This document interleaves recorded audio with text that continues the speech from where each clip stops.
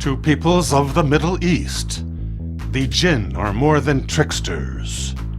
Said to inhabit a spiritual hierarchy just below the angels, they may take possession of human beings, or even of inanimate objects. Hence their association with being trapped in certain lamps of brass. But their most fantastic power may be their ability to pierce the veil between their own dimension and ours.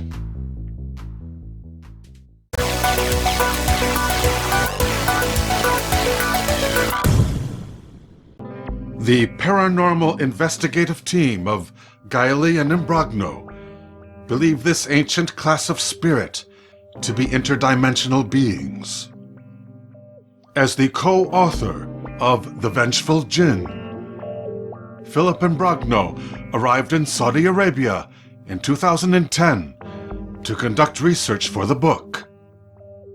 He was about to go through customs in the airport when the inspecting officer commanded a pair of guards to provide escort for Philip to a holding area. Fortunately, it was the royal family who flagged his passport for the purpose of inviting him to a state dinner that evening. When the prince was unable to attend, Philip was entertained that night by the prince's cousin, Mahmoud, the Minister of Culture. Having ignored the researcher for most of the meal, suddenly, His Excellency turned to Imbrogno and said, "You are American. Why are you in my country?" Philip said he had come to study the Djinn. "The Djinn," said the minister. "I can tell you about them. They are here, they come into my country, and your government is trying to capture them." Mahmoud went on to explain. He knew there were several governments, including his own, cooperating jointly in a black operation. It was the mission of this black op to capture one of the Djinn and obtain their technology for crossing the dimensional barrier. Imbrogno then asked if one had already been caught. The minister said, "To that information I am not privy.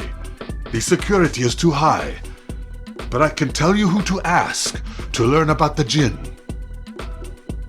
Philip was taken to a building which once had been a mosque to meet a holy man. Through a translator, Imbrogno learned from the holy man of an enormous cave in the country of Oman. The cave was called the meeting place of the Djinn. This meeting place allowed the spirits easy entrance to our world, but it also held them captive there. Philip was determined to investigate the cave. He was told he would need climbing gear to descend into the cavern, and without hesitation he mounted a small expedition.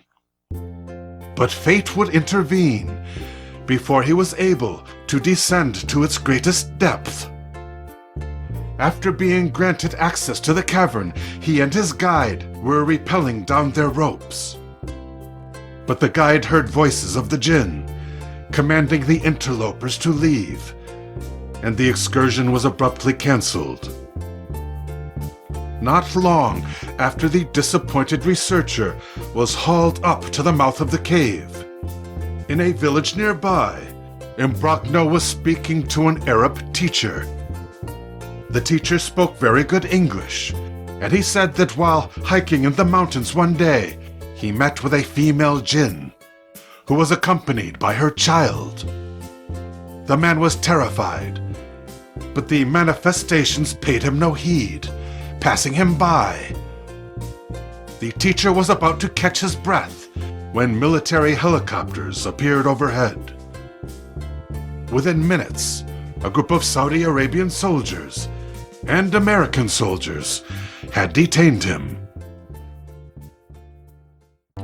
The teacher was transported by air to a military base in the mountains.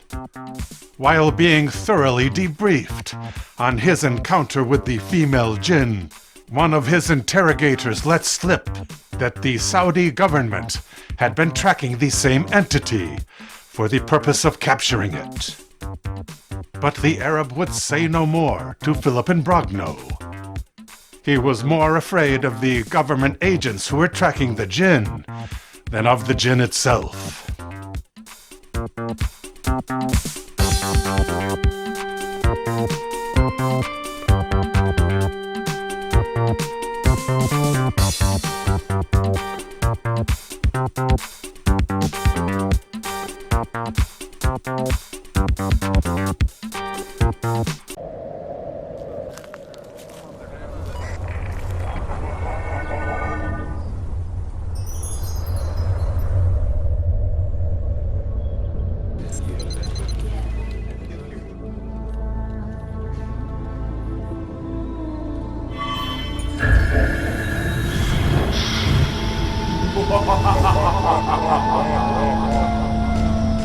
فرمو قربان طبعا گشتت کردم یک دواکاری بڵێو بە جەبتەیکەم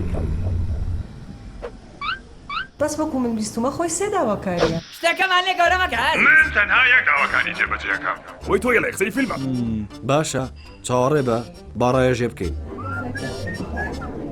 زۆر باشە لەبەرەوەی تۆ تەنها یەک داواکاری جێبەجێەکەی بڕیارماندا ئۆفەری تایبەت دروستکەی بۆ بەشداربوانی ئاسیاسیاڵ بۆ هەتا کەی دەسوێ بکەین ئازی ئەستێرە 350 لێ بۆ منیش 5 ئۆفەری تایبەتت بە خۆت بۆ دێنم لە هەچ کات و لە هەچ شوێنێک ئازی